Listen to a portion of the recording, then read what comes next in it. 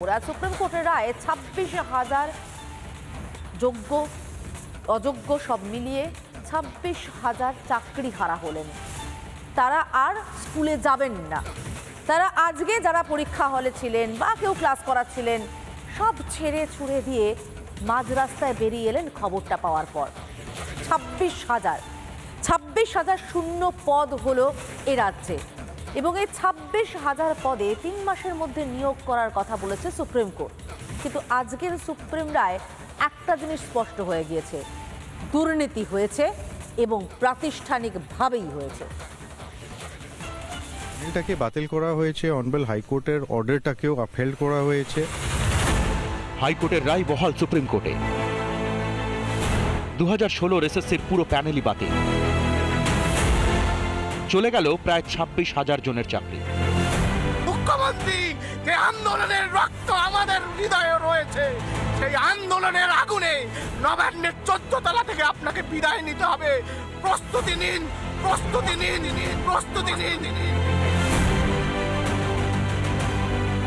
কিছু বলার নেই।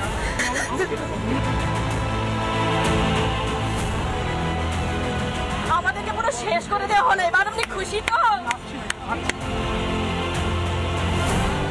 2024 এপ্রিল থেকে 2025 এপ্রিল, সময়ের ফারাক 1 বছরের। এই 365 দিনে বদলেছে আদালত, বদলেছেন হাকিম, কিন্তু বদলালো না হুকুম। 1 বছর আগে মুখ্যমন্ত্রী বলেছিলেন কারো চাকরি খেতে দেবেন না তিনি। আমিও বলে রাখি, আমরাও লড়ে যাব, লড়াই করব। যাদের কথা বলা হয়েছে চাকরি বাতিল করা হলো, চিন্তা করবেন না, হতাশ হবেন না, কেউ জীবনের ঝুঁকি নেবেন না। আমরা সবাই আপনাদের পাশে আছি এবং যতদূর লড়াই করার আমরা লড়াই করব। কিন্তু বছর ঘুরলে দেখা গেল অন্য ছবি। তৃণমূলের নেতা মন্ত্রীদের দুর্নীতির শাস্তি পেলেন হাজার হাজার চাকরিজীবী। আরও একবার বেআব্রু হয়ে গেল কমিশনের অপদার্থতা। চাল থেকে আলাদা করা গেল না কাকড়। পাপ আর পুণ্যের মধ্যে যখন সংঘাত হয়, নিরাপরাধ কিছু মানুষ তার বলি হয়, আলটিমেটলি সত্যের জয় হয়। তাতে যেটা দেখেছিলাম তাতে হচ্ছে যে যা সিবিআই রিকভার করেছিল গোড়ায় গলদ ছিল। তো যেখানে গোড়ায় গলদ সেখানে তো কোনোভাবেই এই রিক্রুটমেন্ট প্রসেসকে বাঁচানো যেত না। বৃহস্পতিবার সবার নজর ছিল সুপ্রিম কোর্টের দিকে। দেশের প্রধান বিচারপতি সঞ্জীব খান্না ও বিচারপতি সঞ্জয় কুমারের বেঞ্চের পর্যবেক্ষণ। দুর্নীতি হয়েছে প্রাতিষ্ঠানিক, কোনোভাবেই বাছাই করা সম্ভব হচ্ছে না কারা যোগ্য আর অযোগ্যই বা কারা। ফলে হাইকোর্টের নির্দেশে কোনো হস্তক্ষেপের প্রয়োজনীয়তা নেই। 26,000 চাকরি যে বাতিল হলো তার দায়টা কি একেবারে রাজ্য সরকারের, এবং খুব স্পেসিফিক বলতে গেলে যারা এই ঘুষ নিয়ে চাকরি দিয়েছে তাদের। সুপ্রিম নির্দেশে বাতিল হয়েছে পুরো নিয়োগ প্রক্রিয়া। এবার 3 মাসের মধ্যে নতুন করে শুরু করতে হবে সবকিছু। তবে চাকরি থাকছে শুধু ক্যান্সার আক্রান্ত সোমা দাসের। সোমা দাসের চাকরি বহাল থাকলো, আর সবার সোমা দাস বলতে ক্যান্সার আক্রান্ত যে পেশেন্টের চাকরি বিচারপতি অভিজিৎ গঙ্গোপাধ্যায় চাকরি বহাল রেখেছিল ডিভিশন বেঞ্চও, আর যে তদন্ত হয়েছিল ক্যাবিনেটের এগেন্সে তদন্ত ডিরেকশন দিয়েছিল সেটাও বহাল রাখলো আজকে মহামান্য সুপ্রিম কোর্ট। যারা যেমন দুর্নীতি করে পেয়েছে তারা তাদের যোগ্য শাস্তি পাক, এবং যারা সত্যি চাকরির যোগ্য বা চাকরির যোগ্যতায় চাকরি পেয়েছেন তাদের চাকরিটা বহাল থাক। কিন্তু আজ রায়ে দেখলাম সেটা হলো না, সেটা সত্যি অবশ্যই খারাপ লাগছে। শাসক নেতাদের সীমাহীন লোভ আজ পথে বসিয়েছে হাজার হাজার যুবক যুবতীকে। এতদিন ধরে রোজগার করা চাকরিজীবীরা এখন বেকার। অবরুদ্ধ করে দেওয়া উচিত, গোটা রাজ্য অবরুদ্ধ করে দেওয়া উচিত। মুখ্যমন্ত্রীর বাড়ির ঘরদর একদম এলাকা অবরুদ্ধ করে দেওয়া উচিত। কারোর যদি কোনো ব্যক্তিগত স্তরে কোনো ক্ষতি হয়, কারোর যদি কোনো জীবনহানি হয়, এর জন্য স্বয়ং মমতা বন্দ্যোপাধ্যায় দায়ী থাকে। ক্ষমাহীন অপরাধ। এই সরকারের আর 1 সেকেন্ড ক্ষমতায় থাকার যোগ্যতা নেই। এই ছেলেমেয়েগুলোর বাড়ির লোক নেই, এদের ভবিষ্যৎ থাকবে না। এর সমস্ত রেসপন্সিবিলিটি এইরকম অযোগ্য মুখ্যমন্ত্রী পশ্চিমবাংলার, যিনি শুধুমাত্র ভোট ছাড়া আর নিজের স্বার্থ ছাড়া আর কিচ্ছু চিন্তা করেননি। এবার কি হবে? যারা এতদিন চাকরি করতেন কিভাবে সংসার চলবে তাদের? রিপাবলিক বাংলা। আগে হাইকোর্টের রায় এবং তারপর সুপ্রিম কোর্টের রায়।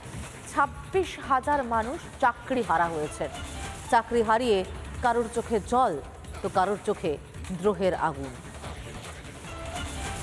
যদি হাইকোর্টে যোগ্য অযোগ্য বাছাই করে তালিকাটা দিতেন, হয়তো এই কেসটা সুপ্রিম কোর্ট পর্যন্ত যেত না। এই ব্যর্থতার দায়িত্ব আমাদের নয়, এই ব্যর্থতার দ্বারা আমাদের নয়, এই যারা এই অন্যায় করেছে তাদের শাস্তি দেওয়া হোক।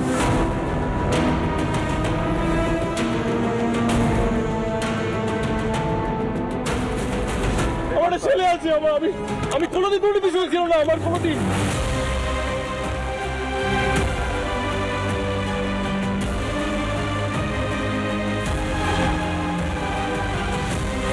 সব শেষ, সোনার সংসার ছাড়খাড়। যে স্কুলে যাওয়া ছিল প্রতিদিনের অভ্যাস, কাল থেকে বন্ধ সেখানকারই দরজা।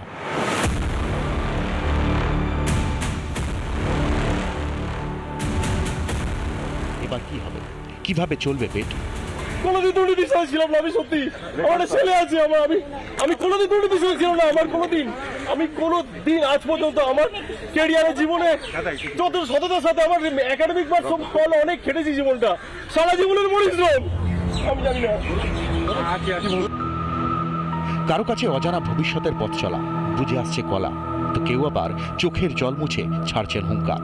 আমরা যখন বানের জলে ভেসে যাচ্ছি, আপনাকেও আর বেশি দিন ওই চেয়ারটায় বসে থাকতে দেব না। কথা দিলাম, সরাসরি চ্যালেঞ্জ মাননীয় মুখ্যমন্ত্রী, সরাসরি এই চ্যালেঞ্জটা আপনি গ্রহণ করুন। আপনাকে ওই চেয়ার আর বেশি দিন থাকতে দেব না।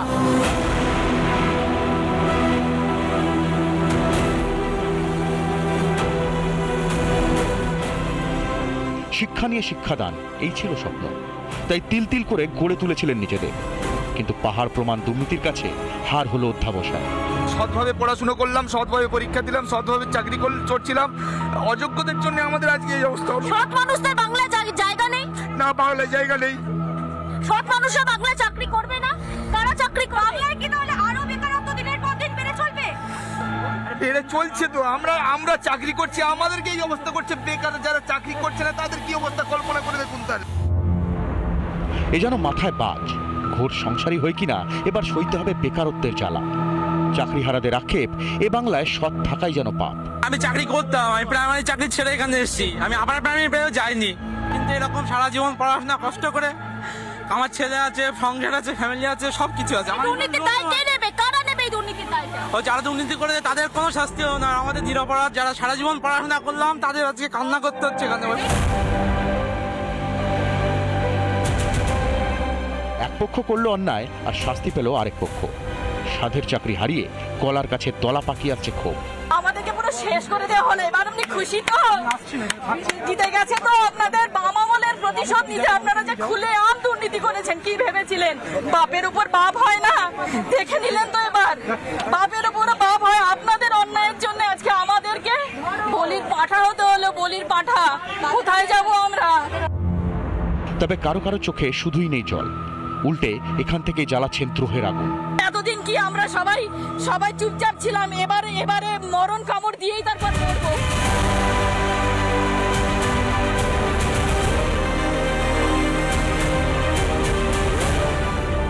এই আগুন, যে আগুন জ্বালিয়ে দিয়েছেন, সেই আগুনেই পুড়ে আপনাকে বিদায় দিতে হবে মুখ্যমন্ত্রী।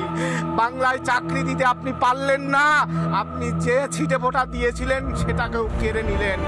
ভাগ্যের কাছে মার খেয়েছেন, তবুও রয়েছে লড়াইয়ের অঙ্গীকার। শাসকের দুর্নীতির খেসারত দেওয়া চাকরিহারাদের শপথ, আন্দোলন চলবে আমরণ। পিঙ্কি অধিকারী ও অনুপম পাত্র, রিপোর্ট, রিপাবলিক বাংলা। নানা ধরনের কন্টেন্ট দেখার জন্য লাইক করুন, শেয়ার করুন আমাদের ফেসবুক পেজ, সাবস্ক্রাইব করুন আমাদের ইউটিউব চ্যানেল। পাশাপাশি অন্যান্য ব্রেকিং নিউজের জন্য অবশ্যই চোখ রাখুন রিপাবলিক বাংলায়।